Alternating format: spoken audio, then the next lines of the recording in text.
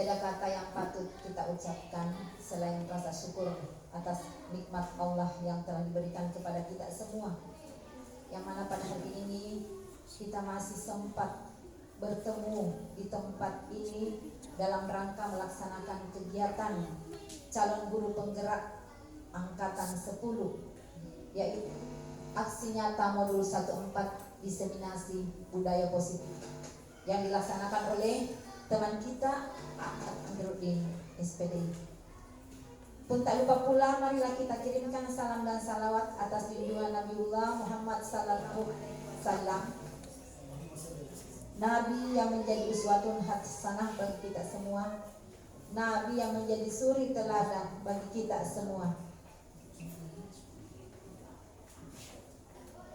Bapak dan Ibu guru yang saya hormati, pada hari ini telah diadakan kegiatan yang pertama kali untuk kegiatan pelatihan aksi nyata sekolah kita ini, dengan harapan bahwa setelah kita mengikuti kegiatan nanti ini, mari kita mengambil sisi positif, manfaat positif yang akan kita lakukan sebentar, di mana kita ketahui bersama bahwa sangat bersyukur sekali salah seorang dari teman kita yang sempat lulus dalam calon guru penggerak di tahap angkatan ke-8 pada hari ini, pada saat ini. Mengharapkan sekali dari teman-teman sekalian agar supaya bagaimana dalam kesehariannya supaya mampu berkolaborasi dengan teman kita yang pada saat ini mengikuti kegiatan guru penggerak, saling sharing setiap hari, setiap saat. Sekali lagi mari kita ikuti kegiatan ini dengan motivasi yang tinggi, dengan antusias yang tinggi, supaya ada bekal yang ada hasil yang bisa kita dapatkan untuk kita implementasikan dalam kelas kita masing-masing sebagai seorang pendidik generasi penerus harapan bangsa. Demikian saya akhiri dengan ucapan billahi taufiq wal hidayah. Wassalamualaikum warahmatullahi wabarakatuh. Assalamualaikum warahmatullahi wabarakatuh. Yang kami hormati Ibu Kepala Sekolah, alhamdulillah telah membuka kegiatan ini. Yang kami hormati rekan-rekan guru, tenaga pendidik yang bersedia dan berkenan hadir dalam acara aksi nyata calon guru penggerak. Pertama-tama marilah kita memanjatkan puji syukur ya sendiri, karena dengan rahmat dan kasih-Nya kita diperkenankan untuk mengikuti atau melaksanakan kegiatan yang pada hari ini kita laksanakan. Karena seyogyanya kegiatan ini kita laksanakan beberapa hari yang lalu sesuai dengan undangan yang kami share di Facebook, tapi karena kendala kondisi kesehatan saya sehingga tertunda sampai hari ini. Salam dan salawat marilah kita junjungkan bersama-sama, junjungkan kepada Nabiullah Muhammad SAW. Allahumma sholli ala sayyidina Muhammad wa ala ali sayyidina Muhammad. Nabi yang telah menjadi rahmatan lil alamin, Nabi yang telah menjadi contoh yang baik buat kita semua. Mudah-mudahan salawat yang kita panjatkan kepada baginda Rasulullah Muhammad SAW kelak menjadi syafaat penolong bagi kita semua. Amin ya rabbal alamin. Baik teman-teman, sebagaimana yang disampaikan tadi oleh Ibu Kepala Sekolah, ya, bahwasanya kegiatan ini terlaksana karena adanya kolaborasi kerjasama antara kita semua, kepala calon guru penggerak, Ibu Kepala Sekolah dengan teman-teman guru yang ada di SD 31 Majid Majid. Tentunya kegiatan yang kami lakukan ini merupakan salah satu kegiatan aksi nyata dari beberapa rangkaian modul calon guru penggerak Dan untuk saat ini kami calon gubernur penggerak berada pada aksi nyata modul 1 di tempat mengenai membahas tentang budaya positif yang ada di sekolah kita. Kalau sebelumnya pada saat pendampingan yang lalu itu kita membahas tentang visi dan misi, bagaimana gambaran kita, bagaimana gambaran atau yang kita inginkan tentang siswata di masa yang akan datang. Itu sudah ada, kita sudah buat visinya, dan alhamdulillah dari visi yang dibuat itu teman-teman dan dari sekolah, visi kami dari guru penggerak itu hampir sama, yaitu bagaimana mengembangkan akhlakul karimah siswa kita dan bagaimana mengembangkan karakter siswa kita. Dan itu sangat terkait dengan budaya positif. Jadi untuk meraih impian kita menjadikan siswa kita sebagai siswa yang berakhlakul karimah, siswa yang memiliki karakter yang baik sebagaimana yang kita cita-citakan bersama, yaitu melalui budaya positif atau pembiasaan positif. Ya, mungkin kata budaya ini kita sering dengar, ya. Kita sering dengar di lingkungan kita, terutama kita di Bugis Makassar, ada yang namanya budaya Bugis Makassar sebagai suku Bugis Makassar. Ada warisan-warisan kebudayaan yang diwariskan oleh nenek moyang kita. Seperti halnya apa budaya positif? Contohnya gotong royong yang biasa kita kenal dengan istilah kalau ada kegiatan maraka bola, ya itu salah satu budaya positif yang ada di lingkungan kita sebagai dalam budaya Bugis Makassar. Ya, kerja bakti, gotong royong yang hampir sama, ya. Terus selanjutnya apa? Ada filosofi Bugis Makassar, ya, yang dinamakan sipakatau, sipakalebi, dan sipakaina. Artinya apa? Saling menghargai, saling memanusiakan manusia, saling menghargai, dan saling mengingatkan. Itu adalah warisan budaya positif yang ada di suku kita sebagai Bugis Makassar. Nilai-nilai itulah yang kita pertahankan. Kenapa? Karena nilai-nilai itu merupakan nilai-nilai yang baik, ya, nilai-nilai positif. Karena nilai-nilai itu positif, maka kita lestarikan, dan alhamdulillah sampai hari ini tetap kita jaga, kita rawat, dan kita tetap pertahankan nilai-nilai budaya itu. Ya, itu sedikit pengantar sebelum kita masuk kepada budaya positif yang ada di sekolah. Jadi budaya positif yang ada di sekolah ini sudah sejak sekolah ini didirikan sudah ada budaya positif. Ya, seperti apa itu misalnya? Ya, aturan di sekolah kita datang tepat waktu. Artinya ada yang namanya budaya disiplin. Ya. Ada yang namanya saling menghargai. Baik Bapak Ibu, yang pertama itu materinya adalah perubahan paradigma belajar.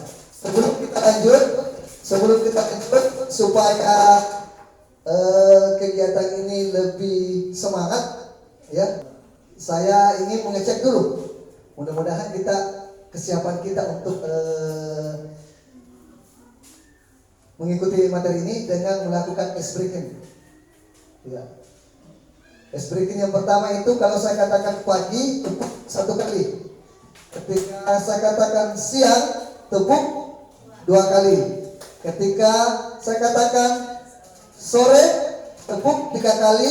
Dan ketika saya katakan malam, ya posisinya seperti ini. Oke, siap? Pagi, siang, malam. Ada yang ya, supaya lebih konsentrasi lagi, kita ulang ya, supaya lebih konsentrasi lagi. Sore, apa tadi? 3 kali. Pagi, siang, malam. Iya. Alhamdulillah. Tepuk tangan dulu. Ya. Kita lihat, kita lanjut. Perubahan paradigma belajar. Ya, paham paradigma belajar. Di sini ada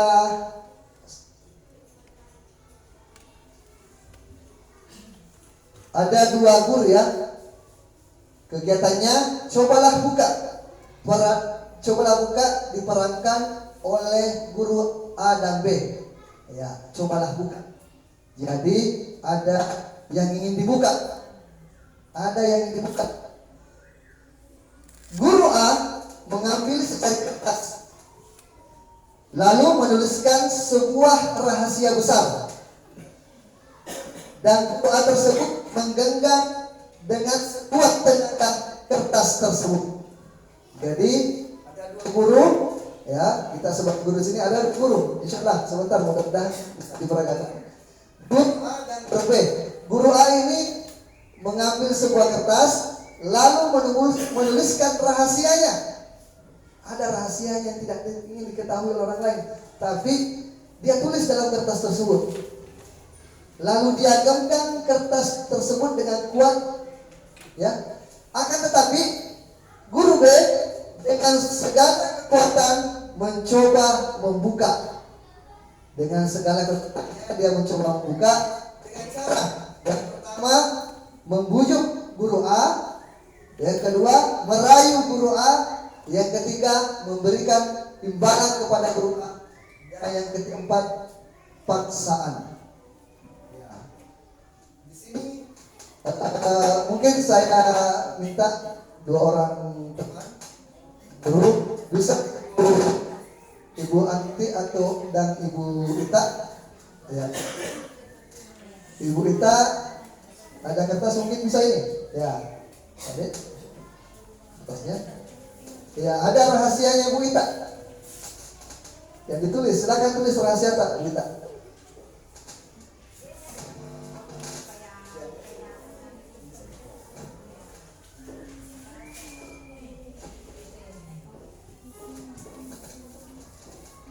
Tulis pikir rahasia tak? Satu saja rahasia tak apa?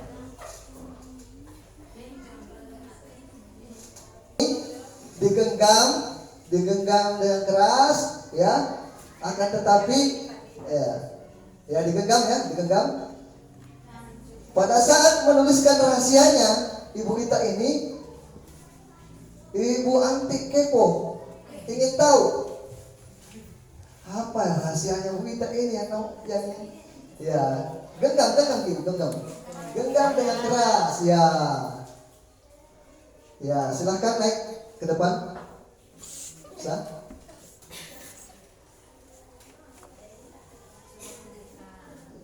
Ya, bisa pakai bersuara ya. Bagaimana cara tak supaya Ibu Ita ini bisa membuka kertasnya? Ya.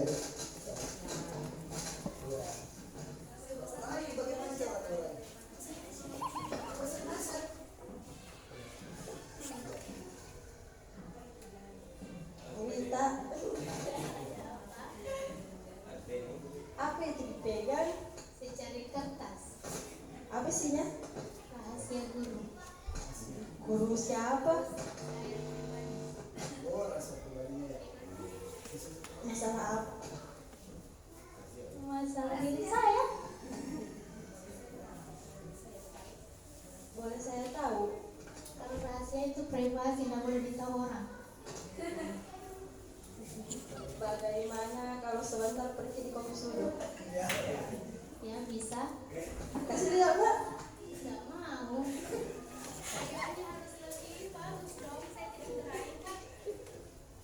Bagaimana kalau air terjun? Ya bisa. Kapan? Minggu ini. Tapi jangan ikuti ya. Oke.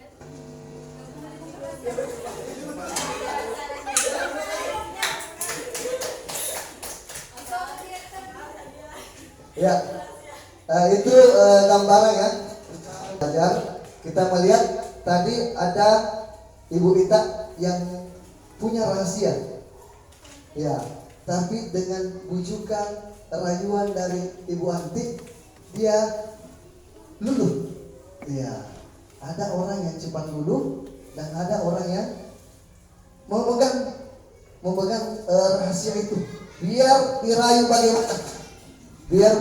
Dirayu bagaimana ketika rahasianya, karena dia menganggap bahwa ketika rahasia itu ditahu satu orang, bisa saja rahasiaku itu akan diketahui oleh beberapa orang.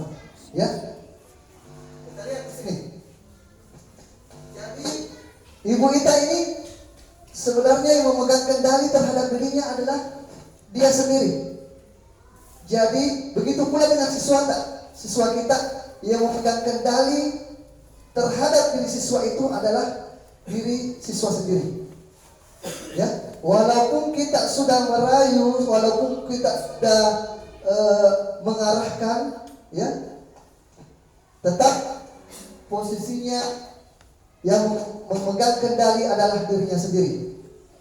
Jadi bujukan, rayuan, desakan, paksaan, imbalan dan lain-lainnya itu yang menentukan adalah diri kita sendiri.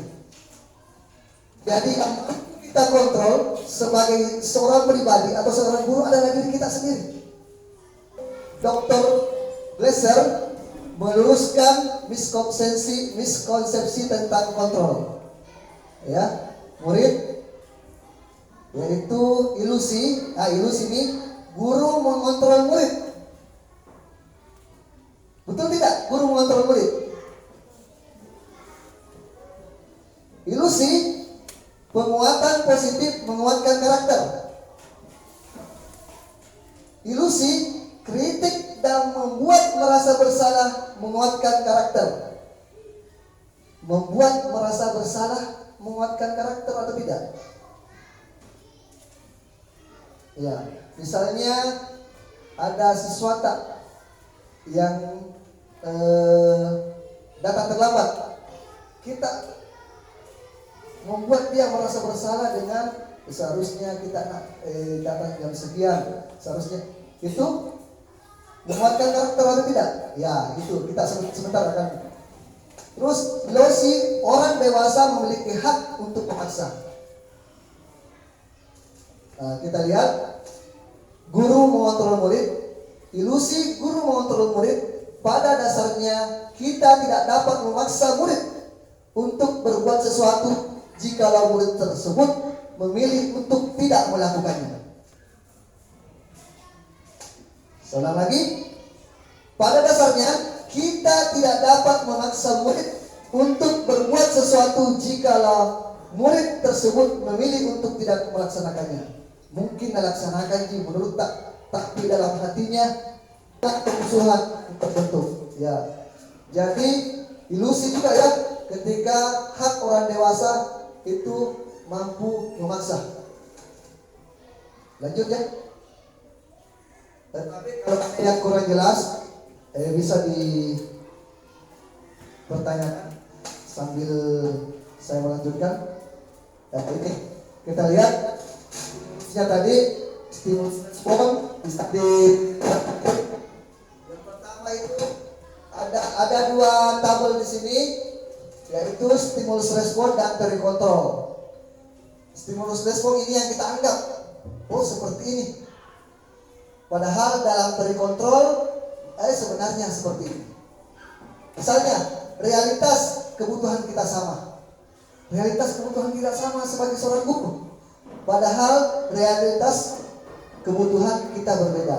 Mungkin pada pribadi kita mungkin ada realitas yang kebutuhan kita berbeda. Ada mungkin kebutuhannya tentang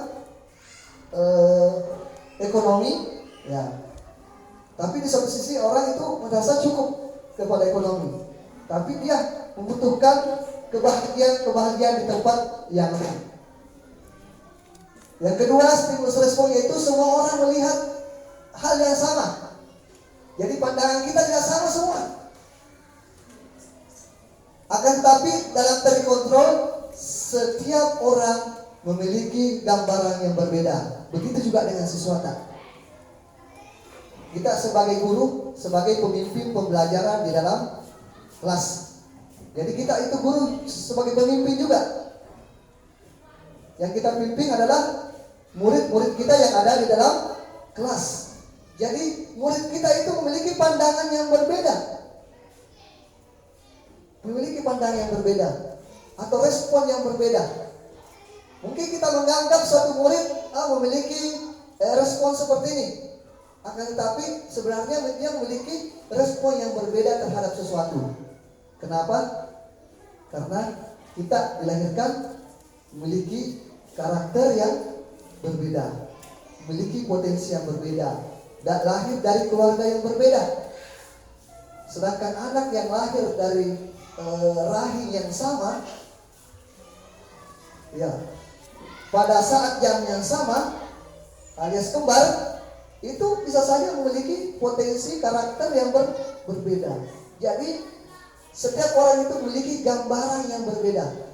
Ketika kita melihat gambar atau layar di atas ini, ada mungkin perbedaan respon kita. Oh, ada yang melihat, oh ini responnya ada ada kotak, ada seperti ini. Mungkin ada juga yang lain responnya, karena mungkin ada yang dipikirkan yang lain. Jadi stimulusnya yang lain. Selanjutnya kita mencoba mengubah agar orang dapat berpandangan yang sama dengan kita. Kita terkadang menginginkan pandangan kita sama dengan orang lain. Begitu juga dengan murid-murid kita. Padahal dalam terkontrol kita berusaha memahami bahwa pandangan orang lain tentang dunia itu berbeda. Ya, begitu juga dengan ketika kita memperlakukan siswa kita. Perilaku buruk dilihat sebagai suatu kesalahan. Ada siswata mungkin datang terlambat atau tidak mengerjakan PR, tidak mengerjakan tugas, langsung kita mencap bahwa itu suatu kesalahan. Padahal dalam terkontrol semua perilaku memiliki tujuan. Semua perilaku memiliki alasan. Dia mungkin ketika kita dalami mungkin, oh dia terlambat karena mungkin pada saat dia bangun dia tidak dibangunkan karena mungkin orang tuanya dia tidak sama orang tuanya mungkin tinggal, ataukah ada orang tuanya yang bekerja atau apa, ataukah mungkin karena jarak rumahnya jauh, atau mungkin dia mengerjakan pekerjaan rumah dulu sebelum dia ke sekolah. Jadi dia tidak melaksanakan mengerjakan PR mungkin karena pada waktu itu ada sebab. Ya, jadi semua perilaku itu memiliki tujuan. Selanjutnya orang lain bisa mengontrol saya. Ya, orang lain bisa mengontrol saya, padahal dalam terkontrol hanya Anda yang bisa mengontrol diri Anda. Walaupun orang lain misalnya diarahkan tapi kitalah yang menentukan arahnya itu. Kita ikut kepada orang lain, itu adalah kontrol dalam diri kita sendiri. Sama dengan Bu Ita tadi, dia membuka rahasianya. Ya, dia buka rahasianya itu atas kontrol, tetap dari kontrol dirinya. Walaupun dibujuk, dirayu, dipaksa oleh orang lain. Dan pada saat dia dibujuk, dirayu, disitulah kontrol dirinya. Oh, ternyata saya ini bisa membuka rahasia saya pada saat saya dibujuk. Apalagi kalau dijanjikan nih terjun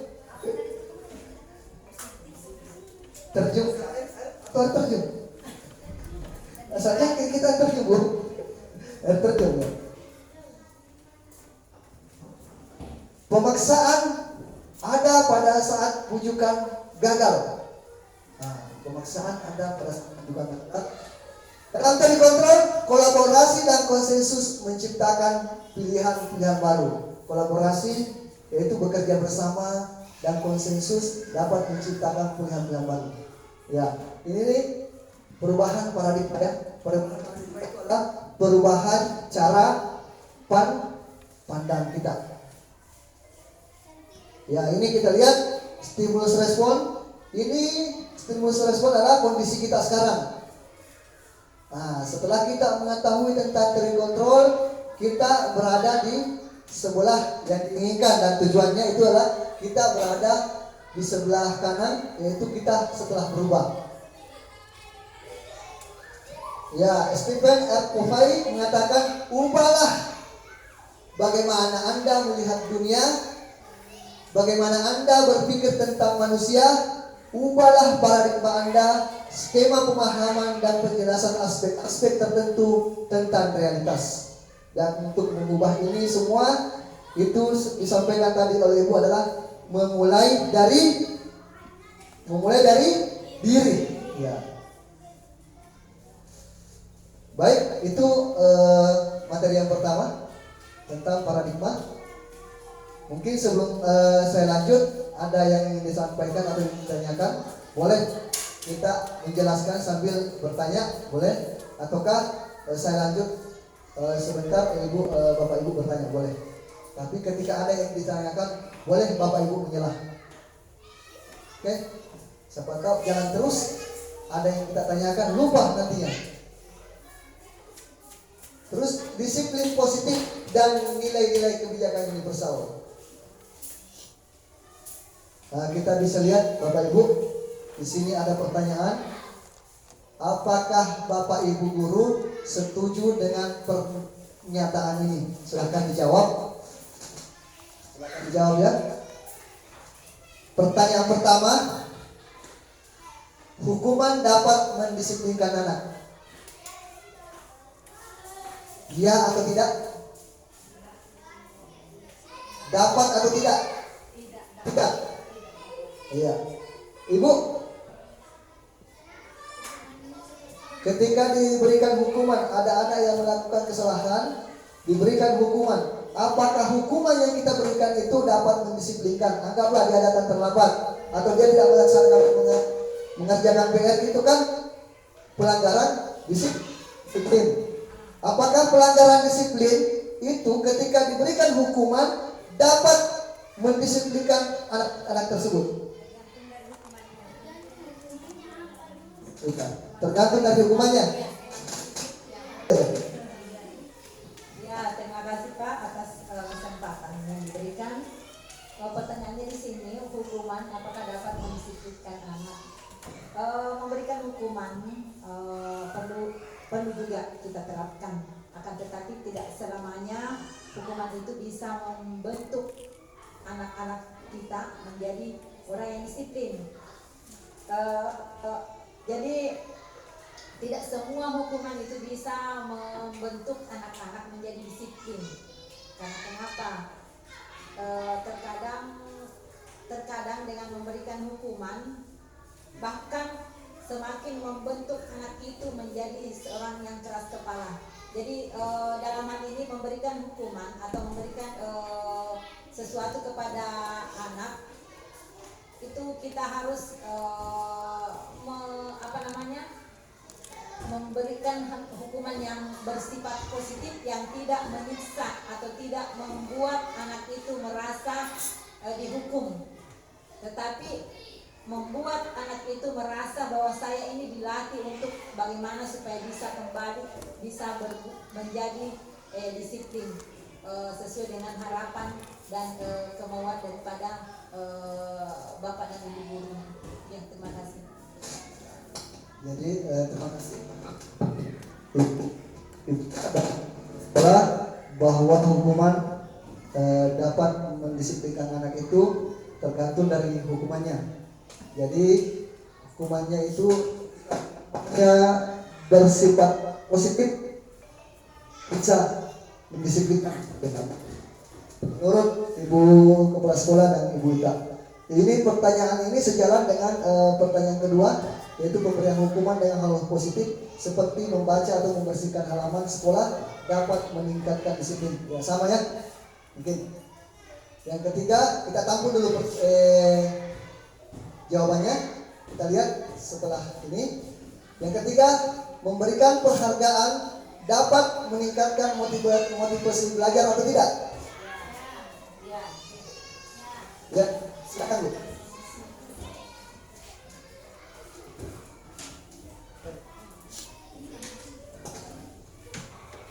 Dengan penghargaan meningkatkan motivasi belajar anak, iya karena dapat memotivasi anak untuk lebih belajar dan bisa meningkatkan prestasi. Terima kasih jawabannya. Karena dengan memberikan penghargaan atau reward, menurut Ibu Erna dapat meningkatkan motivasi belajar. Ya, mungkin selama ini kita berpikir seperti itu, tapi bagaimana ketika anak itu sudah diberikan beberapa kali penghargaan, hadiah, dan tiba-tiba saja dia berprestasi, tapi tidak ada hadiahnya. Apakah tidak diberikan hadiah tetap memicu motivasi belajarnya?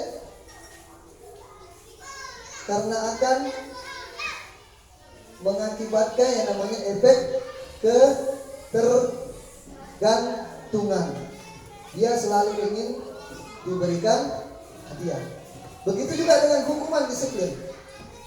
Ketika misalnya hukuman disiplin positif yang seperti tadi tidak berlaku lagi, maksudnya tidak diberikan lagi, apakah dia tetap disiplin? Apakah anak tersebut tetap disiplin ketika tadi disuruh membaca mungkin perkalian, apakah anak tersebut tetap disiplin? Ya, itu tadi kita bacakan. Ya, kita lihat menurut selama ini yang kita lakukan seperti itu. Saya juga seperti itu. Oh, ketika ada berikan pujian, kadang ya. Kita lihat disiplin, ya, hukuman, dan itu akan melahirkan ketidakpanan. Dan tadi dia akan melahirkan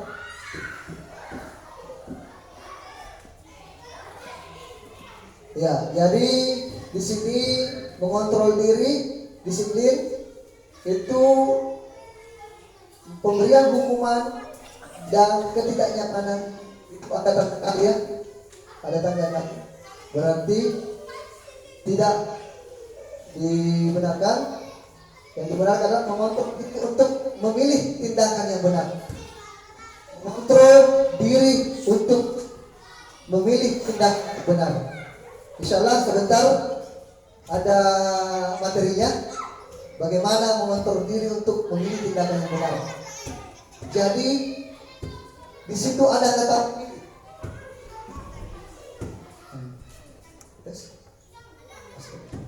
Di situ ada kata memilih.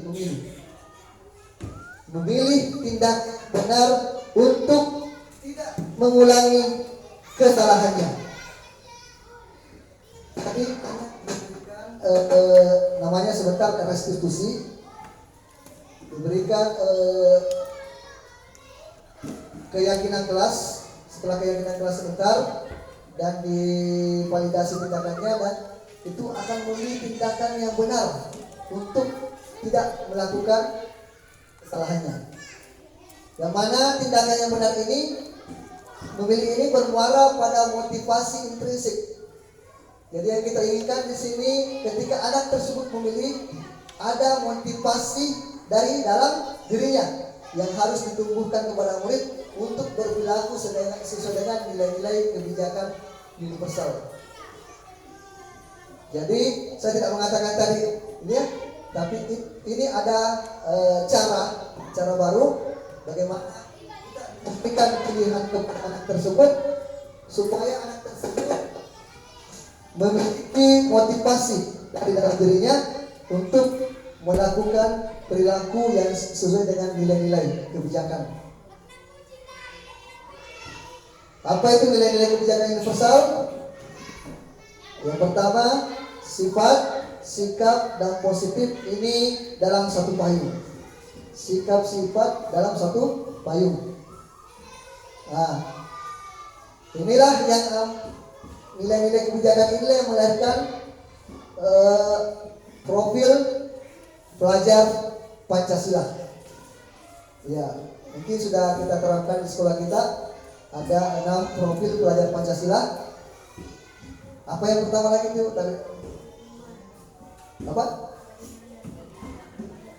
Beriman dan bertakwa kepada Tuhan Esa. Dan mulia. Ya, ada 6 ya.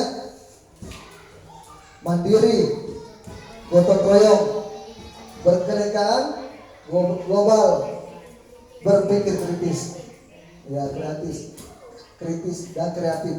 Dan inilah yang nilai-nilai inilah yang ingin kita tumbuhkan kepada siswa-siswi kita atau murid-murid kita. Jika murid telah memiliki nilai-nilai kebijakan yang universal dalam dirinya, maka otomatis memiliki motivasi intrinsik yang akan terbangun. Jadi nilai ini ada 9 pilar karakter, petunjuk seumur hidup dan keterampilan hidup. Dari nilai-nilai ini, yang 5 ini akan melahirkan profil pelajar Pancasila. Kita lihat, disiplin positif adalah proses pembelajaran. Disiplin positif merupakan pendekatan mendidik anak untuk melakukan kontrol diri dan pembentukan kepercayaan diri. Jadi yang diinginkan tadi di situ adalah disiplin positif. Bagaimana anak tersebut mampu melakukan kontrol diri dalam pembentukan kepercayaan dirinya. Disiplin berbeda sama sekali dengan hukuman. Meskipun disiplin terapkan dengan menggunakan teknik hukuman. Jadi tadi pemberian hukuman yang bersifat positif, ya, itu berbeda dengan disiplin. Sebagai pendidik, tujuan kita adalah menciptakan anak-anak yang memiliki disiplin diri sehingga mereka bisa berperilaku dan mengacu kepada nilai-nilai kebijakan universal dan memiliki motivasi intrinsik bukan ekstrinsik. Jadi intinya di sini motivasi intrinsik. Jadi yang ingin kita bangun, mendisiplinkan tadi siswa murid kita dengan membuat motivasi dari dalam, bukan motivasi dari luar. Kita lihat teori motivasi, perilaku manusia, hukum dan penghargaan serta restitusi. Nah, di sini bisa dilihat. Mari perhatikan contoh berikut. Kita lihat, tidak ingin ditegur. Kita lihat, tidak ingin ditegur atasan mendapat surat teguran itu perilaku apa yang motivasi kita karena apa ini? Bisa dicocokkan tabe. Ini nomor 1 kita cocokkan dengan yang sebelah kanan. Kotak hitam itu ini terkait motivasi perilaku kita. Kita berperilaku seperti ini karena apa? Yang pertama, tidak ingin ditegur atasan mendapat surat teguran itu apakah untuk mendapatkan imbalan atau penghargaan, ataukah untuk menghargai nilai-nilai kebajikan dalam diri sendiri, atau untuk menghindari hukuman? Tapi motivasi kita tidak ingin ditegur, tidak mau ditegur sama atasan atau mendapatkan surat teguran. Apa motivasi tadi situ? Menghargai nilai kebajikan diri sendiri atau menghindari hukuman? Iya, berpasangan. Iya. Ya, jadi terkadang kita datang cepat, ya, termasuk mungkin dari saya, ya, tidak ingin ditegur sama atasan karena ingin menghindari hukuman. Kita lihat, ya betul. Motivasi kita datang cepat karena tidak ingin mendapatkan hukuman atau menghindari hukuman. Ingin dipuji dan dihargai. Apa motivasinya ini? Kita melakukan sesuatu karena ingin dipuji dan dihargai. Apakah mendapatkan imbalan atau penghargaan atau menghargai nilai kebajikan diri sendiri? Menghargai kebajikan nilai diri sendiri yang lain? Mendapatkan imbalan atau penghargaan? Oke, ada dua jawaban. Kita lihat. Datang ingin dipuji. Ingin dipuji berarti kita ingin mendapatkan pujian atau penghargaan dan dihargai. Kita lihat jawabannya adalah, jadi motivasi kita karena kalau ada ingin orang yang melakukan sesuatu karena ingin dipuji dan dihargai, jadi motivasinya itu karena ingin mendapatkan imbalan atau penghargaan. Yang ketiga, bertanggung jawab atas tugas. Bertanggung jawab atas tugas dan menjadi panutan. Nah, ini sisa B ya, yaitu menghargai nilai kebajikan dari diri sendiri. Selanjutnya, dari Bersen, ya ini seorang psikolog juga mengatakan bahwa ada tiga motivasi perilaku manusia. Yang pertama tadi, untuk menghindari ketidaknyamanan atau hukuman. Ini adalah tingkat yang terendah dari motivasi perilaku manusia. Biasanya orang yang motivasi perilakunya untuk menghindari hukuman dan ketidaknyamanan akan bertanya.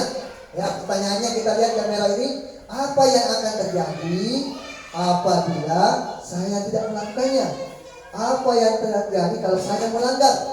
Apa yang terjadi ketika saya tidak melaksanakan perintah? Jadi di situ ada pertanyaan, apa yang terjadi? Apa efeknya bagi saya? Jadi sebenarnya dia menghindari hukuman. Sebenarnya mereka sedang menghindari permasalahan yang mungkin muncul dan pengaruh pada mereka secara fisik, psikologis maupun tidak terpenuhinya kebutuhan mereka bila mereka tidak melakukan tindakan tersebut. Jadi motivasinya adalah motivasi eksternal, motivasi dari luar. Dia melakukan hal tersebut karena dia takut mendapatkan hukuman. Dia bertanya, apa yang terjadi nih? Bagaimana hukumannya ini? Apakah berupa sanksi A, sanksi B, sanksi ini? Ya, itu yang dia bertanya ya. Ketika motivasi tersebut berdasarkan untuk menghindari ketidaknyamanan atau hukuman. Selanjutnya, untuk mendapatkan imbalan atau penghargaan dari orang lain. Ya, jadi satu tingkat di atas motivasi yang pertama. Di sini orang yang berperilaku untuk mendapat imbalan atau penghargaan dari orang lain,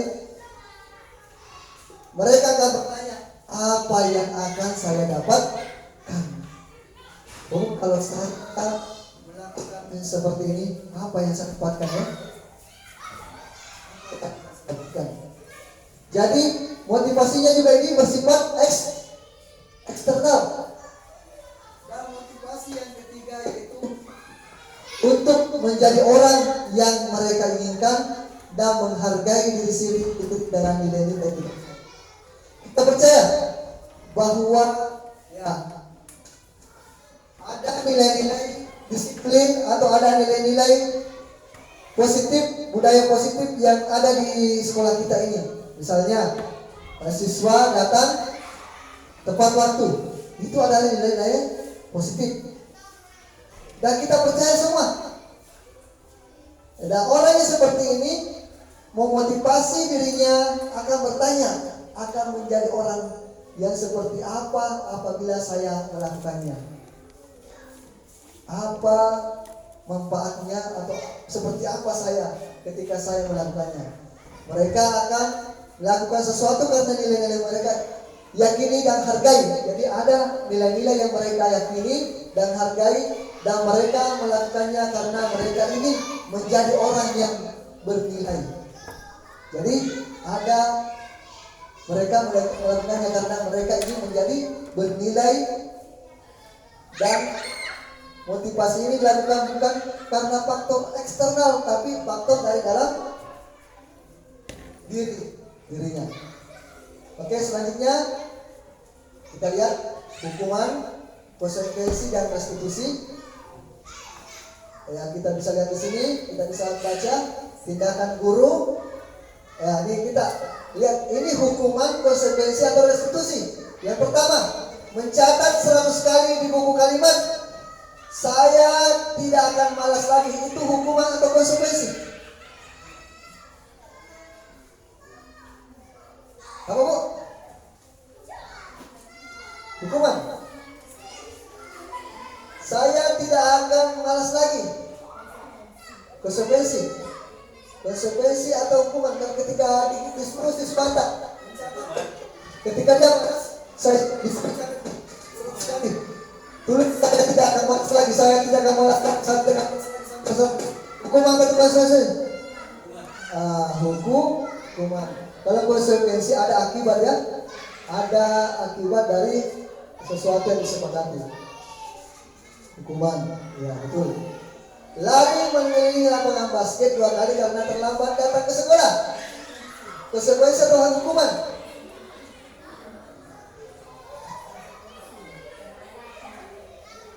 Karena lambat datang ke sekolah, sama tadi karena kita lihat hukuman. Murid diminta push up 15 kali karena tidak menggunakan masker. Hukuman juga?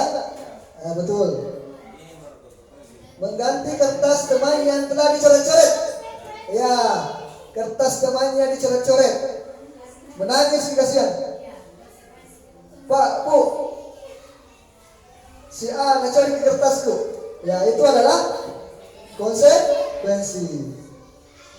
Membersihkan tumpahan air di meja karena tersenggol saat belajar. Ini konsekuensi atau?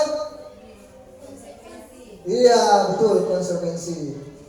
Murid disuruh untuk tidak mengenakan sepatu seharian di sekolah sebab tidak mengenakan sepatu hitam. Seharusnya siswa itu, murid itu bersepatu hitam, tapi dia menggunakan sepatu putih. Jadi dia disuruh tidak mengenakan sepatu. Hukuman atau konsekuensi? Hukuman, kita lihat. Betul, hukuman. Lari mengelilingi lapangan basket 2 kali karena terlambat 10 menit pelajarannya. Kali latihan. Hukuman, konsekuensi, atau restitusi? Kita lihat. Konsekuensi, ya. Terlambat 10 menit pelajaran.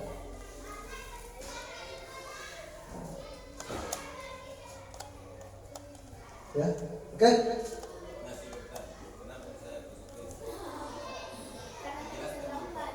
Kenapa konsekuensi?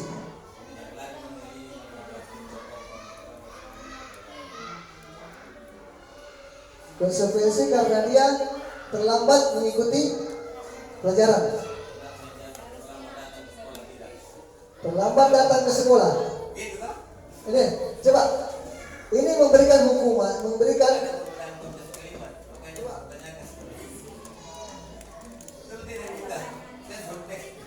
Betul ya. Ya, konteks kalimatnya sama. Ya, seharusnya di situ hukuman juga ya. Ya, seharusnya hukuman di situ. Betul. Baik. Selanjutnya kita masuk kepada materi yang ketiga. Materi ini adalah keyakinan kelas. Sebelum saya masuk, ada pertanyaan atau kita lanjut? Ya, keyakinan kelas ini sudah saya praktekkan di kelas 4 dan kelas 5. Ya. Pada saat saya praktekkan ini, guru kelas 4 dan guru kelas 5 ada di tempat praktek tersebut. Ya. Mengapa keyakinan? Bukan peraturan saja. Ada yang bisa bantu saya? Mengapa keyakinan kelas? Karena ini mungkin istilah baru yang kita dapatkan, keyakinan kelas. Sebelumnya kita tidak dapati keyakinan kelas, tapi ada biasa peraturan-peraturan kelas. Ya. Mengapa keyakinan bukan peraturan saja? Mungkin ada teman yang bisa bantu.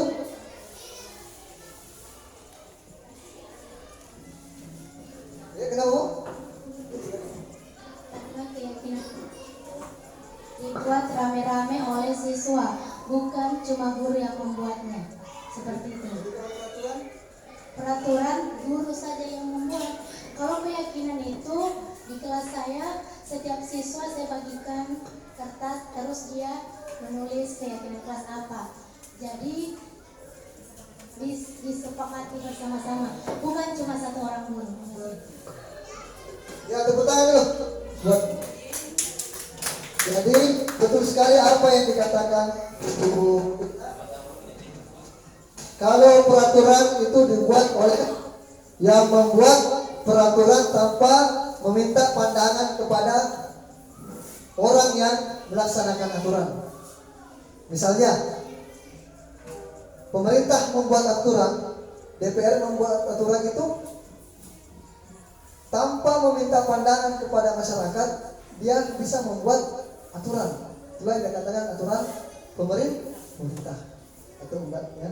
Sedangkan keyakinan istilah keyakinan adalah kesepakatan yang kita buat bersama untuk dilaksanakan, dijalankan bersama sesuai dengan nilai-nilai atau kesepakatan kelas yang telah kita buat. Ya, itulah bedanya antara keyakinan dan peraturan. Kalau peraturan, guru sendiri yang membuat. Jadi walaupun tanpa meminta pandangan, masukan dari murid, itu. Tapi kalau keyakinan, ya istilahnya juga kesepakatan, ya keyakinan, ya. Jadi, ya kita putuskan, kita sepakati bersama. Kita lihat di sini. Mengapa memakai helm saat berkendara? Mengapa memakai masker pada saat berkendara? Ya, ini memakai helm ini saat berkendara ini aturan. Ya, memakai masker pada saat berkendara. Ya, kita lihat. Jika memakai helm dan memakai masker karena alasan takut dan rahasia, berarti dalam diri kita masih mempercayai namanya aturan. Tapi jika memakai helm dan memakai masker karena alasan keamanan, keselamatan, artinya kita mempercayai dan mengamalkan nilai-nilai kebajikan. Ya, keyakinan tadi, inilah yang disebut dengan keyakinan. Kenapa kita memakai masker? Supaya kita tidak tertular oleh virus COVID waktu itu. Kenapa kita memakai helm? Supaya kita lebih safety, lebih aman. Ya, inilah perbedaannya. Ketika kita memaknai memakai helm itu adalah aturan, maka ketika tidak ada rahasia, tidak ada polisi yang jaga, ya kita mengendarai motor tanpa ada pakai helm. Tapi ketika kita memaknai bahwa ini untuk keselamatan saya, kesehatan saya, untuk keamanan saya, maka kita akan meyakini, memaknai bahwa itu adalah sebuah keyakinan. Ya, saya ingin bertanya lagi. Di sini keyakinan kelas atau peraturan kelas adalah hal yang sama. Keyakinan kelas dan peraturan kelas sama atau tidak? Ya, sudah dijelaskan tadi ya. Beda. Ya, berarti jawabannya salah. Kenapa? Karena tadi peraturan dibuat oleh seseorang atau beberapa orang, tapi kalau keyakinan dibuat bersama. Jadi salah. Keyakinan kelas berlandaskan nilai-nilai kebajikan atau prinsip universal. Betul atau salah? Jadi berlandaskan nilai-nilai, ya nilai-nilai apa tadi? Misalnya tentang kedisiplinan. Datang terlambat merupakan nilai-nilai kedisiplinan. Misalnya berkata jujur, itu juga nilai-nilai menghargai orang lain. Sepakat tahu, ya? Ya. Budaya positif. Jadi jawabannya adalah betul. Di sini apa nilai kebajikan atau keyakinan yang ingin diangkat dari peraturan berikut? Menggunakan helm saat mengendarai motor, nilainya apa di sini? Nilai kebajikan apa di sini? Menggunakan helm saat bermotor,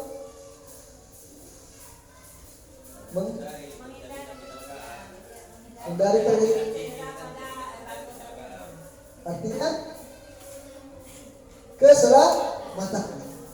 Keselamatan artinya menghargai diri sendiri, sayang terhadap diri sendiri, ya. Membuang sampah pada tempatnya. Nilai apa di sini? Kesehatan, kebersihan. Nah, kalau kita membuang sampah sembarangan, ya itu akan menyebabkan banyak lalat yang datang menghinggapi. Kalau datang lalat menghinggapi, dia hinggap ke makanan kita, maka akan menimbulkan penyakit. Jadi nilainya di sini adalah menjaga kebersihan untuk kesehatan. Dilarang menggunakan kata-kata kasar. Nilai kebajikan apa di sini, Bu? Kesopanan, menghargai apa? Ya, kesopanan dan menghargai. Ya, di situ bersikap positif dan hormat. Sama ya? Oke. Kita lanjut. Kita lanjut saja. Jadi ini contohnya ya. Jadi ini contoh keyakinan kelas. Ya. Juga sudah ada contoh di kelas 5. Kelas 4 ada yang saya buat, insyaallah mudah-mudahan besok ditempel. Jadi kesepakatan ini disepakati antara guru dengan murid. Ya, kita sepakati keyakinan ini, misalnya tadi tentang saling menghargai, apalagi saling menghormati, tentang disiplin. Kemarin juga ada siswa yang bilang tidak makan di dalam kelas. Artinya apa itu? Makan di luar. Artinya disiplin. Apalagi kemarin? Minta izin pada saat mau keluar. Ya, budaya apa di situ, Bu? Kalau minta izin pada saat mau keluar? Disiplin. Disiplin. Ya, apalagi contohnya? Apalagi di kelas tak? Membuang sampah pada tempatnya. Membuang sampah pada tempatnya itu merupakan kebersihan. Betul sekali. Jadi sebenarnya keyakinan ini sudah kita laksanakan. Sekarang kesepakatan kelas atau keyakinan kelas ini kita lihat, ini adalah contoh yang telah kita buat, ya. Dan keyakinan kelas itu menggunakan kalimat positif, kata-kata positif. Misalnya tidak datang terlambat. Jadi tidak menggunakan kata tidak. Jadi kita ganti, kita saring, kita ganti kata tidak itu sebenarnya maksudnya sama. Tidak datang terlambat itu artinya datang tepat waktu. Cuma dalam penggunaan kata tidak itu alam bawah sadar kita, kata tidak itu tidak bisa disaring. Jadi yang masuk ke dalam otak kita itu datang terlambatnya. Jadi kalau menggunakan kata positif misalnya datang tepat waktu. Bukan menggunakan kata tidak datang terlambat. Jadi sesering mungkin juga kita menyampaikan ke siswa kita itu menggunakan kata positif. Menggunakan kata positif. Walaupun kadang kita menggunakan kata negatif, walaupun maksud kita baik. Misalnya, tidak makan sambil berdiri. Maksudnya itu makan duduk, tapi kalimatnya adalah kalimat negatif. Tidak makan sambil berdiri. Jadi yang masuk ke dalam memori kita itu, memori anak-anak adalah makan sambil berdiri. Jadi pada saat penyusunan keyakinan kelas ini, tidak sedikit saya dapati murid kita menggunakan sebenarnya maksudnya betul, tapi dia menggunakan kalimat yang negatif. Jadi menghindari menggunakan kalimat negatif. Karena pada saat penyusunan keyakinan kelas, kita bagikan kertas sticky note seperti ini, dibagikan ke siswa, dibagikan, ya. Setelah itu dia tulis dan dia tempel keyakinannya di papan tulis atau di dalam kertas, ya. Jadi sebelum di print out, diketik dan di print out, terlebih dahulu kita saring dulu, disaring mana kata-kata atau kalimat yang positif dan negatif. Disaring juga, jangan sampai ada beberapa yang sama kita ketik semua, tidak.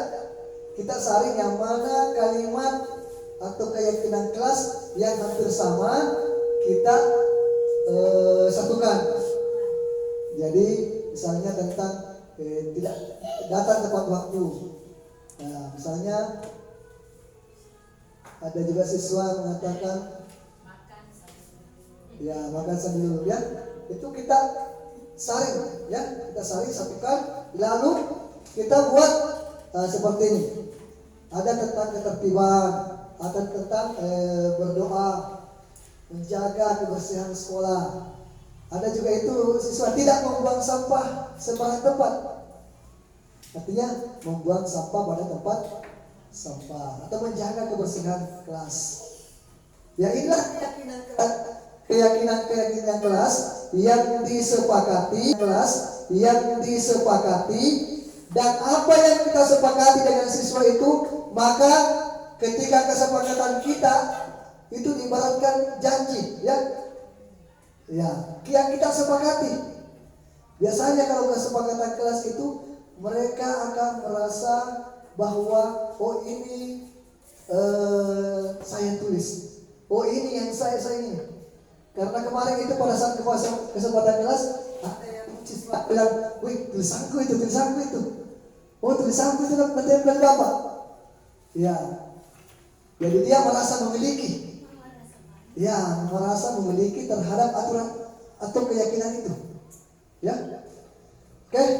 Terkait dengan keyakinan kelas ini, mungkin ada yang ingin dipertanyakan, karena ini termasuk materi yang cukup penting juga terkait dengan budaya positif.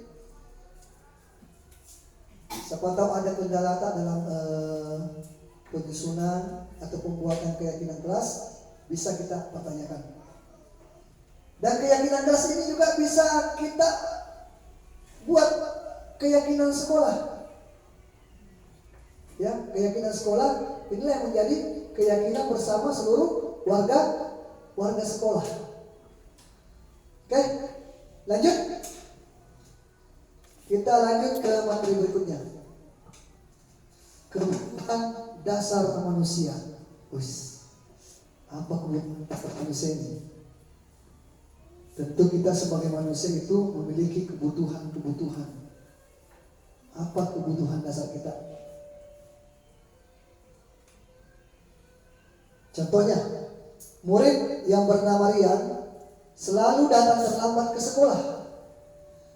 Bisa saja Rian datang terlambat datang sebab tidak memiliki kendaraan. Itu yang pertama. Atau bisa saja tidak memiliki uang untuk ongkos ke sekolah sehingga harus berjalan kaki. Murid melakukan kesalahan bukan tanpa sebab. Ada kebutuhan yang tidak terpenuhi dalam dirinya sehingga berbuat hal demikian.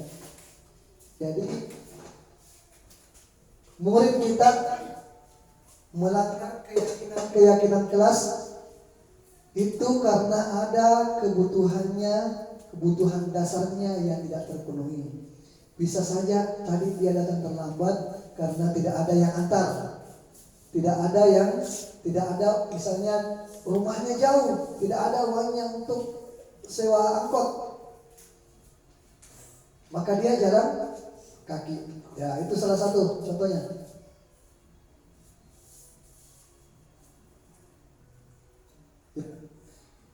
Dr. William Glasser dalam bukunya The Choice of Theory itu menuliskan ada lima kebutuhan dasar manusia. Kita lihat yang pertama KSNA, apa disebut? Kesenangan. Ya. Yang kedua? Betul, cinta dan kasih sayang. Yang pertama kita butuh kesenangan. Yang kedua kita butuh cinta dan kasih sayang. Apa yang ketiga? Kita lihat. Pertama kesenangan, kedua cinta kasih sayang, kebebasan. Yang empat penguasaan, yang kelima bertahan hidup. Kesenangan, kebutuhan untuk merasa senang. Yang kedua cinta dan kasih sayang, kebutuhan untuk diterima dan memberi dan menerima kasih sayang dan terkoneksi. Kebebasan, kebutuhan akan pilihan, kemandirian, otonomi. Nah, ini kebutuhan dasar kita. Penguasaan, kebutuhan pengakuan atas kemampuan, prestasi, dan kebutuhan untuk diakui. Yang kelima adalah kebutuhan bertahan hidup.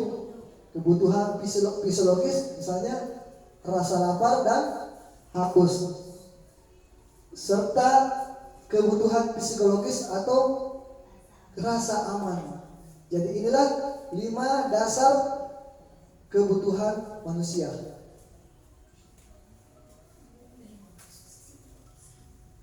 Jadi sangat jelas, sudah jelas nih, bahwa kita melakukan sesuatu itu ada dasarnya tadi. Apakah dasarnya kesenangan? Apakah dasarnya kebutuhan bertahan hidup? Orang butuh makan, ya, butuh rasa aman. Jadi itu mendasari tindakan itu. Mendasari tindakan sesuatu juga mendasari tindakan kita. Kita bekerja.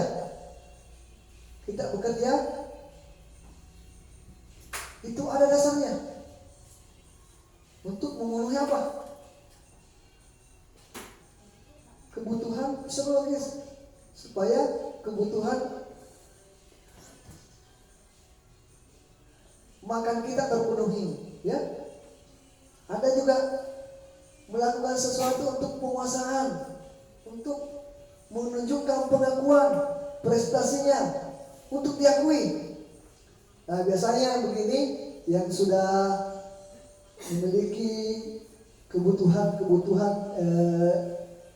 bertahan hidup, dia ingin penguasaan, ya, kebebasan. Jadi ini kebutuhan dasar kita sebagai manusia. Cinta dan kasih sayang, untuk diterima, untuk memberi, ya, menerima kasih sayang dan hubungan. Oke, lanjut Bu. Selanjutnya 5 posisi kontrol.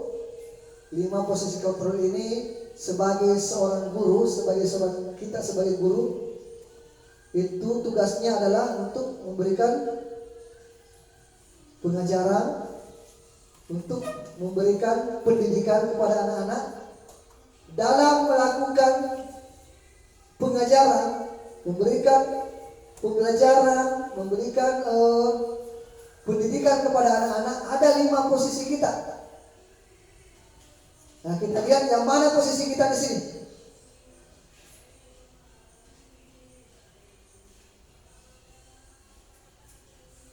Ya, sebelum kita lihat posisi kita, ayo kita bermain.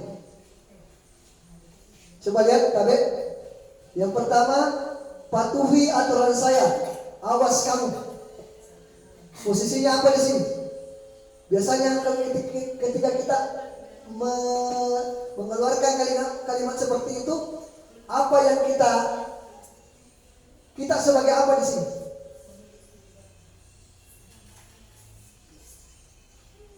Nah, kita sebagai apa?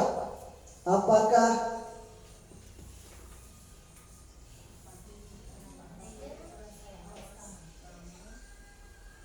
ini ada 5 posisi kontrol guru. Yang pertama manajer, yang kedua penghukum, yang ketiga teman, yang keempat pemantau, dan yang kelima rasa bersalah. Jadi ada 5 posisi tak. Sadar atau tidak kita sadari, kita menjalankan tugas kita sebagai guru selama sejak pertama kali kita menjadi seorang guru sampai hari ini. Ya, sadar atau tidak kita berada pada posisi kontrol ini. Dan ada salah satu ada posisi kontrol yang ideal bagi guru. Coba kita lihat yang pertama, patuhi aturan saya. Awas kamu. Ya, apa Bu? Penghukum. Ya, kita lihat. Ya, patuhi aturan saya. Awas kamu. Betul, penghukum. Ya. Apa rencana kamu untuk buktinya? Misalnya ada siswa berbuat kesalahan, datang terlambat, itu adalah pelanggaran disiplin. Apa rencana kamu untuk memperbaikinya? Ya. Apa Bu bisa?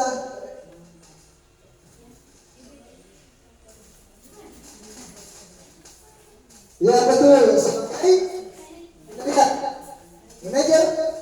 Oh ya. Betul, sebagai manajer. Jadi kalau guru sebagai manajer di situ, dia tidak langsung menanyakan kenapa kamu melakukan ini. Dia menanyakan apa rencana kamu untuk memperbaikinya. Bagaimana kira-kira nak caranya supaya tidak datang terlambat lagi. Bagaimana nak caranya supaya kira-kira itu PR tak dikerjakan. Bagaimana caranya nak supaya itu sampah kita buat di tempatnya. Ya, kita tanyakan bagaimana kira-kira caranya. Nah, ada jawabannya itu. Oh iya Pak, sebentar kalau pulang Kak di rumah sebelum saya habis salat maghrib saya kerja PR-ku. Ya biasa anak seperti itu. Ya itu posisi kita sebagai manajer. Itu jarang sekali kita lakukan, dan mudah-mudahan setelah kegiatan ini karena kita sudah tahu posisinya kita bisa lakukan. Ibu kecewa sekali sama kamu nak? Ibu kecewa? Membuat rasa bersalah. Iya betul. Membuat rasa bersalah. Merasa bersalah sih kecewa kalian kita. Saya merasa kecewa karena seperti ini kita. Kita lihat, betul, membuat rasa bersalah. Konsekuensinya apa? Ya itu tadi, konsekuensinya apa kalau kita melakukan seperti tadi? Jadi kita pantau. Tidak apa-apa. Nanti sebabnya video ini itu menempatkan 5 posisi guru tadi pada saat tidak menghadapi siswanya yang datang terlambat. Jadi ada posisi sebagai guru sebagai penghukum, ada sebagai teman, ada sebagai pembuat rasa bersalah, ada sebagai manajer, ya. Dan yang paling ideal itu adalah guru sebagai manajer. Ya, mungkin saya juga pribadi belum dalam posisi sebagai manajer. Mudah-mudahan dengan kegiatan ini saya bisa lebih banyak belajar lagi, sehingga saya bisa menempatkan diri saya sebagai guru menempatkan posisi kontrol saya sebagai manajer. Ya. Tadi contohnya dia bertanya kepada siswanya, kira-kira apa yang bisa kita lakukan, Anda lakukan supaya tidak datang terlambat lagi. Dia mengembalikan kepada anak tersebut. Dia tanyakan, kira-kira apa yang dilakukan supaya tidak datang terlambat lagi. Sehingga pada saat posisi kontrol seperti itu, anak akan mencari solusi. Ya begitulah seperti itu juga ketika seorang manajer dalam sebuah perusahaan, ketika dia langsung menghukum, biasanya karyawan ada yang acuh tak acuh. Akan tetapi ketika seorang manajer bertanya kepada karyawannya, kira-kira apa yang kita lakukan supaya Anda lebih produktif, maka karyawan itu akan berpikir, oh apa yang saya lakukan deh supaya saya bisa lebih produktif. Begitu juga ketika kita di posisi kontrol manajer, kita tanya siswa, apa yang engkau akan lakukan nak supaya engkau bisa disiplin? Apa yang engkau bisa lakukan nak supaya bisa lebih rajin lagi belajar? Pasti dia akan di pikirannya akan bertanya juga, oh apa yang saya lakukan ini? Dia akan mencari jawaban. Ya, itulah posisi kontrol dulu. Selanjutnya segitiga restitusi. Ya. Restitusi tadi ada yang bertanya apa yang segitiga restitusi? Ya, kita masuk di materinya. Jadi untuk masuk di materi segitiga restitusi ini, kita harus yang pertama punya keyakinan kelas dulu. Jadi buat keyakinan kelas terlebih dahulu. Yang kedua, kita tahu posisi kontrol kita. Ya. Ya, ini jawabannya. Apa itu restitusi? Restitusi adalah proses menciptakan kondisi bagi murid untuk memperbaiki kesalahan mereka. Saya ulang, proses menciptakan kondisi bagi murid untuk memperbaiki kesalahan mereka sehingga mereka bisa kembali kepada kelompok mereka dengan karakter yang lebih kuat. Ya. Di garis tebal, tulisannya tebal dan lebih hitam, itu yang diinginkan adalah siswa yang bersalah itu kembali ke teman-temannya, ke kelompoknya itu dalam keadaan karakter yang lebih kuat. Jadi siswa yang bersalah itu tidak meluluh, dia tidak meratapi kesalahannya. Akan tetapi yang diinginkan adalah siswa itu kembali kepada kelompoknya dan karakternya lebih kuat. Restitusi juga merupakan proses kolaboratif, ya, proses kerjasama yang mengajarkan murid untuk mencari solusi untuk masalah mereka. Jadi ketika ada siswa yang bermasalah, yang dilakukan adalah restitusi. Bagaimana kita bekerja sama? Jadi kita bekerja sama, ya, bukan cuma kita yang bekerja, yang ini tepat, tapi kita bekerja sama antara kita dengan murid yang bermasalah tersebut untuk mengajarkan murid tersebut untuk mencari solusi.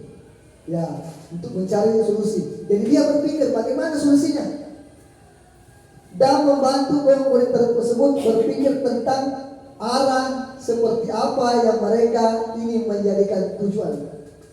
Jadi manfaatnya restitusi juga ini adalah menjadikan murid, ya, berpikir tentang arah apa yang mereka inginkan sebagai tujuan dan bagaimana mereka harus memperlakukan orang lain. Ya. Ya, ini ada 9 ciri-ciri restitusi. Yang pertama bukan untuk menebus kesalahan, namun untuk belajar dari kesalahan. Jadi ciri restitusi yang pertama yaitu untuk belajar dari kesalahan. Yang kedua memperbaiki hubungan. Ketika ada anak yang berkelahi, ada anak yang emosi terhadap temannya berkelahi, ini untuk memperbaiki hubungannya. Tawaran bukan paksaan. Jadi ditawarkan kepada sesuatu, kira-kira nak bagaimana solusinya. Jadi tidak memaksakan, kau harus seperti ini. Karena kau sering mengganggu temanmu, maka kau harus seperti ini. Yaitu paksaan. Tapi kalau kita katakan, kira-kira nak bagaimana caranya supaya kita bisa rukun dengan teman tak. Kira-kira nak bagaimana caranya supaya bisa lebih cepat datang. Itu ditawarkan. Maka dia akan memunculkan sendiri jawabannya. Restitusi menuntut untuk melihat ke dalam diri. Jadi menuntut untuk melihat ke dalam diri siswa. Nah, ini juga bisa diberlakukan kepada anak-anak kita di rumah. Restitusi mencari kebutuhan dasar yang mendasari tindakan. Ya, jadi kita mencari kebutuhan dasar. Tadi ada 5 kebutuhan dasar ya. Kasih sayang, kesenangan, ya. Bertahan hidup. Ya. Itu mencari kebutuhan dasarnya. Apa sebenarnya yang mendasari tindakannya? Nah, restitusi adalah cara yang paling baik. Ya, restitusi diri adalah cara yang terbaik. Bertanya kepada diri kita, ya. Restitusi fokus pada karakter bukan tindakan. Selanjutnya restitusi fokus pada solusi. Restitusi mengembalikan murid yang berbuat salah pada kelompoknya. Ya, kita lihat di sini. Ini segitiga. Ini warnanya apa ini? Biru dan merah ya. Tidak ada unsur-unsurnya itu warna. Ya. Cuma supaya lebih jelas. Supaya lebih jelas ya. Yang pertama itu kita lihat yang paling di bawah.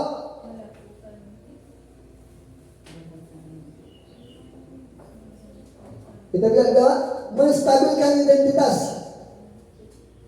Nah, contohnya bagaimana caranya? Ya, menstabilkan identitas ketika dia bersalah. Setiap orang pasti pernah melakukan kesalahan. Ya, stabilkan identitasnya. Sebenarnya supaya dia rasa bersalahnya tidak terlalu. Kamu bukan satu-satunya orang yang melakukan itu. Setiap orang pernah emosi, pernah marah, ya, pernah melakukan kesalahan. Itu adalah cara menstabilkan identitasnya. Setelah menstabilkan identitasnya, memvalidasi tindakan yang salah. Memvalidasi apa tindakan yang salahnya tadi. Misalnya kita tanyakan, kenapa bisa terlambat nak? Saya terlambat Pak karena semalam saya begadang. Misalnya karena nongkrong main HP misalnya, sehingga saya lupa waktu, ternyata sudah larut malam. Dan pada saat saya bangun Pak, ternyata sudah kesiangan. Ya. Pada saat memvalidasi tindakan ini, apa yang kita katakan? Kamu tentu punya alasan, ya. Kamu tentu punya alasan mengapa kau lakukan itu. Adakah cara yang lebih efektif untuk mendapatkan apa yang kau butuhkan? Itu tadi. Betul nak, ya. Ya, betul. Kadang memang kita lupa pada saat main HP, kita lupa waktu. Akan tetapi, ya, gimana caranya supaya tidak bangun terlambat lagi? Ya. Selanjutnya itu menanyakan keyakinan. Ya, sebelum kita menanyakan keyakinan ini, kita perkuat dulu di validasi tindakan yang salah. Misalnya tadi anak datang terlambat, ya, atau tidak mengerjakan PR. Karena memang kita lupa mengerjakan PR. Apalagi di rumah mungkin ada acara, kan ada sebabnya. Apalagi mungkin di rumah. Kita tanya sebelum kita tanya kayak bagaimana caranya kira-kira? Bagaimana caranya kira-kira supaya tidak datang kita terlambat? Bagaimana caranya kira-kira supaya itu PRTA bisa dilaksanakan? Yaitu untuk memvalidasi tindakan yang salah. Betul nggak? Ya. Di Pato ini, di Israel, di Pato ini, ya betul nggak? Ya. Terus menanyakan keyakinan. Nah tadi itu ada keyakinan. Keyakinan kelas apa yang telah kita sepakati? Saya keyakinan kelas apa yang telah kita sepakati? Dan keyakinan kelas apa yang telah kita langgar? Selanjutnya, kamu ingin menjadi orang seperti apa? Yaitu pertanyaan-pertanyaan restitusi. Ya, dia ingat nih, oh keyakinan kelas yang saya langgar adalah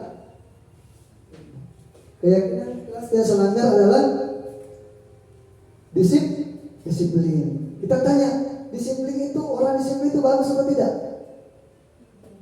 Ya bagus. Bermanfaat tidak untuk kita? Pasti dia bilang bermanfaat. Kira-kira bagaimana caranya nak supaya bisa disiplin datang tepat waktu? Nah, pada saat kita tanya seperti itu, maka dia akan mencari solusi. Oh iya Pak, misalnya saya tidak main HP lagi sampai larut malam. Ditanyakan lagi, oh, bagaimana caranya itu supaya cepat dibangun? Saya akan setel alarm. Itu kan solusi. Saya akan tanya mama aku Pak supaya cepat kena kasih bangun. Ketika sudah ada kesadaran seperti itu, dia sudah memvalidasi tindakannya yang salah. Dia sudah mengetahui keyakinan kelas yang dia langgar, dan kita tanyakan bagaimana solusinya, bagaimana caranya, maka dia akan berpikir daripada kita marahi. Ini memang sudah berapa kali datang terlambat lagi. Ya, kita menawarkan ya, tadi disebut menawarkan bagaimana solusinya. Soalnya PR-nya tadi ya sudah 5 kali tidak dikerja PR tanah, tidak dikerja lagi, 6 kali nih, tambah stres gitu. Oke.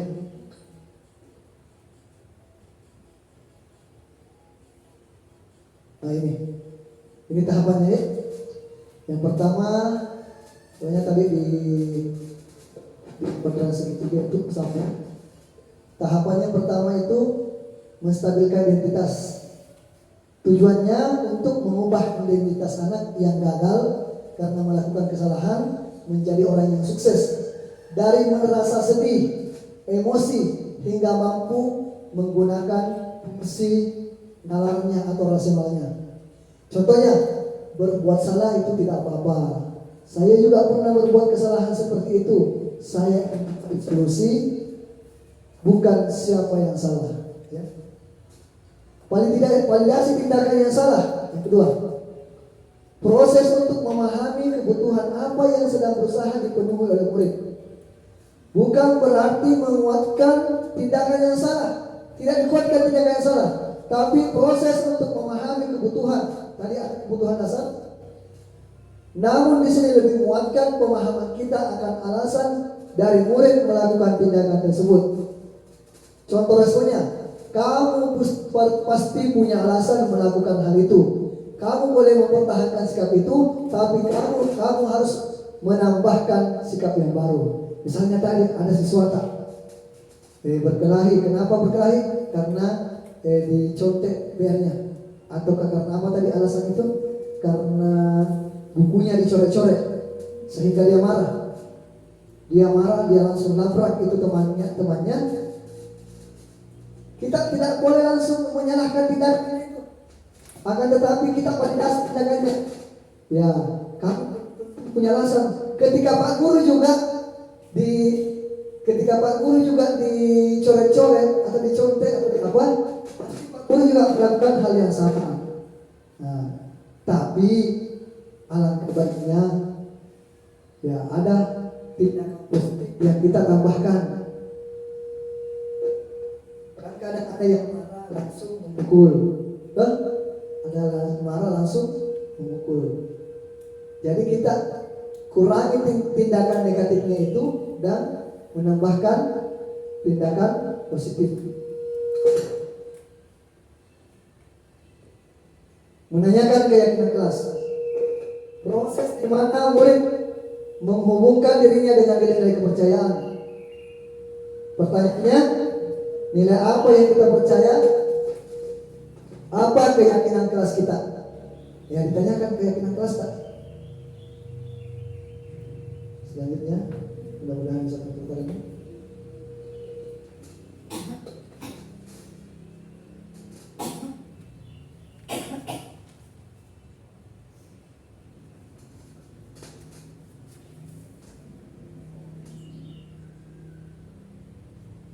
Ini salah satu restitusi yang kuat, tapi kendala teknis tidak bisa terputar, ya. Seperti itu. Ini seorang siswa kita sambil sebagai sampel, namanya Lutfi. Dia sering datang terlambat. Jadi yang pertama tadi itu divalidasi akan menstabilkan identitas. Setelah menstabilkan identitas, validasi tindakan yang salah, lalu ditanyakan keyakinan kelas. Ya, sayang sekali tidak bisa terputar. Dan pada akhirnya, ya, peraturan kelas itu yang diinginkan menjadi keyakinan kelas. Keyakinan kelas ini akan menumbuhkan, akan menjadi lingkungan positif. Ketika keyakinan kelas ini kita tegakkan, jalankan, maka akan menjadi kebiasaan, akan terbiasa. Ketika terbiasa akan menjadi lingkungan, akan tercipta lingkungan positif. Dan ketika lingkungan itu sudah menjadi lingkungan yang positif, maka akan menjadi budaya positif. Itulah yang kita inginkan, keyakinan kelas, aturan-aturan dan keyakinan kelas yang kita jalankan selama ini, saat ini, itu menjadi pembiasaan baik dan akan menumbuhkan menjadi lingkungan positif, dan ketika itu tumbuh maka akan tercipta yang namanya budaya positif.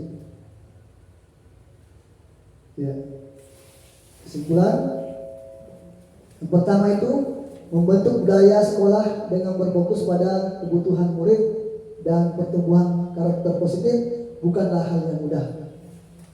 Jadi membentuk budaya sekolah dengan berfokus pada kebutuhan murid, jadi semua itu fokusnya kepada kebutuhan murid, bukanlah hal yang mudah. Perlu upaya yang mendasar, yang konsisten, dan aksi nyata dari kita semua. Kita melakukannya dengan memulai dari hal-hal yang kecil untuk merencanakan yang terbaik untuk siswa kita. Jadi kita memulai dari diri kita sebagai among, ya, sebagai contoh panutan, sebagaimana filosofi Ki Hajar Dewantara Ingarso Sang Tulado, yang di depan memberikan contoh, ya, untuk menciptakan budaya itu seyogyanya, seharusnya, selayaknya kita menjadi contoh, dan hal itu dimulai dari diri kita. Sebagaimana tadi dari kontrol, yang bisa mengontrol seseorang adalah dirinya sendiri. Orang lain hanya memberikan bujukan, rayuan, paksaan, akan tetapi keputusannya itu tetap kembali kepada dirinya sendiri. Ya. Kita melakukannya dengan memulai dari hal-hal yang kecil untuk merencanakan yang terbaik untuk siswa kita. Jadi hal-hal yang terkecil.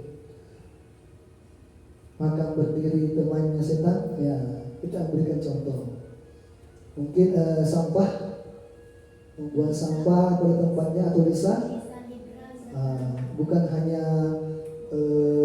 kita memerintahkan, tapi mungkin ketika siswa kita melihat kita menyapu atau kita membuat sampah itu adalah hal-hal yang kecil, tanpa kita sadari itu menjadi sebuah contoh.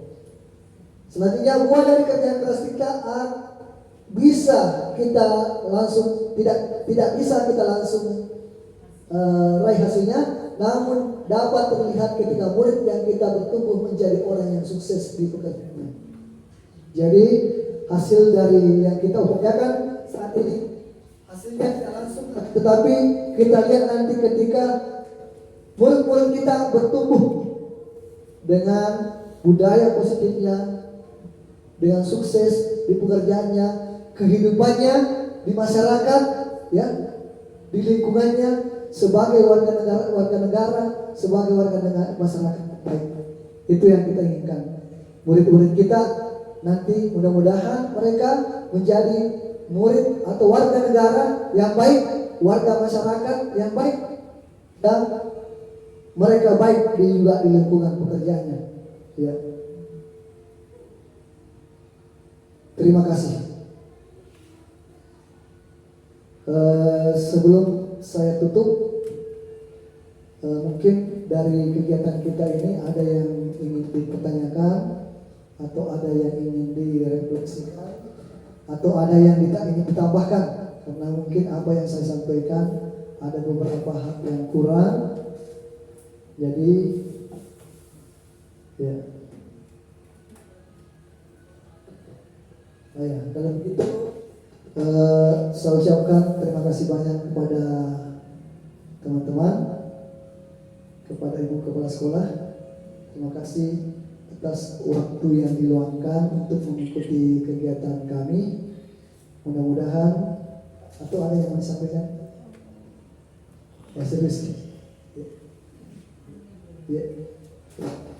Terima kasih banyak. Kami ulang, ya, karena waktu juga. Terima kasih atas dukungannya atas kegiatan kami ini. Ya, saya telah menyita waktu teman-teman. Sekali lagi kami ucapkan terima kasih. Mudah-mudahan ada manfaat dari kegiatan ini kepada kita semua. Begitu juga kepada saya secara pribadi.